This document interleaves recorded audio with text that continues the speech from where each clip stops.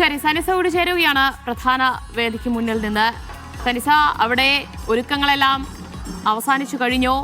ഇപ്പോൾ നാളെ തിരശ്ശീല ഉയരുകയാണ് കലാമേളയ്ക്ക്. എന്താണ് പ്രധാന വേദിയിൽ നിന്നുള്ള കാഴ്ച?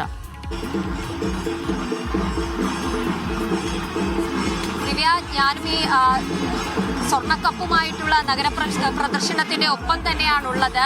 117 കിലോയോളം സ്വർണം വരുന്ന ഈ സ്വർണ്ണക്കപ്പുമായിട്ട് തൃശ്ശൂർ നഗരത്തെ ഇളക്കി മറിച്ചുകൊണ്ട് ഘോഷയാത്ര മുന്നേറുന്ന കാഴ്ചയാണ് നമ്മൾ കാണുന്നത്. ഇത്തരത്തിൽ കഴിഞ്ഞ പ്രാവശ്യം തൃശ്ശൂർ തന്നെയായിരുന്നു കപ്പ് ഉയർത്തിയത്.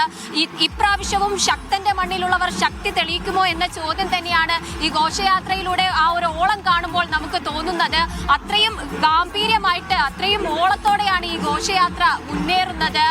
വൻ ജനാവലി, അതിനൊപ്പം ചെണ്ടമേളത്തിന്റെ താളം, വൻ അകമ്പടിയോടെ ചെണ്ടമേളത്തിന്റെ അകമ്പടിയോടെ തന്നെയാണ് ഘോഷയാത്ര മുന്നേറുന്നത് എന്ന് പറയാം. ഇത്തരത്തിൽ പാലക്കാടിനോട് ചെറിയൊരു മാർജിന്റെ വ്യത്യാസത്തിലാണ് കഴിഞ്ഞ പ്രാവശ്യം തൃശ്ശൂർ കപ്പ് ഉയർത്തിയത്.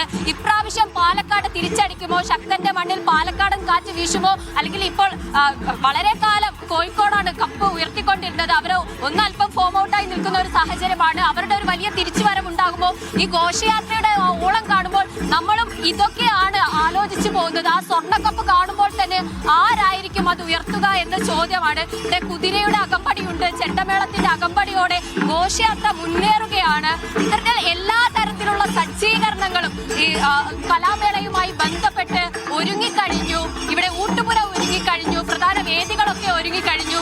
എല്ലാ തരത്തിലുള്ള ഒരുക്കങ്ങളും ഇവിടെ പൂർത്തിയായിട്ടുണ്ട്. വളരെ വർണ്ണശബളമായ ഘോഷയാത്രയോടുകൂടെ തന്നെ 14ഓളം ജില്ലകളിൽ ഈ സ്വർണ്ണക്കപ്പ് ഇത്തരത്തിൽ പ്രദർശിപ്പിച്ച് പ്രയാണം നടന്നതിന് ശേഷമാണ് ഇപ്പോൾ ഇവിടെ തൃശ്ശൂര് നഗരപ്രദർശനത്തോടൊപ്പം ഈ സ്വർണ്ണക്കപ്പ് പ്രധാന വേദിയിലേക്ക് കടക്കുന്നത്. അല്പസമയത്തിന് ശേഷം സ്വർണ്ണക്കപ്പ് പ്രധാന വേദിയിലേക്ക് എത്തും. ഈ മണിക്കൂറുകൾ മാത്രമാണ് ഏഷ്യയിലെ തന്നെ ഏറ്റവും വലിയ കലാമേളയ്ക്ക്, കലാസംഗമത്തിന് തുടക്കം കുറിക്കാൻ ബാക്കിയായിട്ടുള്ളത്. വെറും മണിക്കൂറുകൾ മാത്രം. 15,000-ഓളം വിദ്യാർത്ഥികൾ മാറ്റുരയ്ക്കുന്ന ആ ഒരു കലാമേളയ്ക്ക് ഇപ്പോൾ തുടക്കം കുറിക്കാൻ പോകുകയാണ്. എല്ലാ തരത്തിലുള്ള സജ്ജീകരണങ്ങളും ഒരുങ്ങിക്കഴിഞ്ഞു. തൃശ്ശൂരാണ്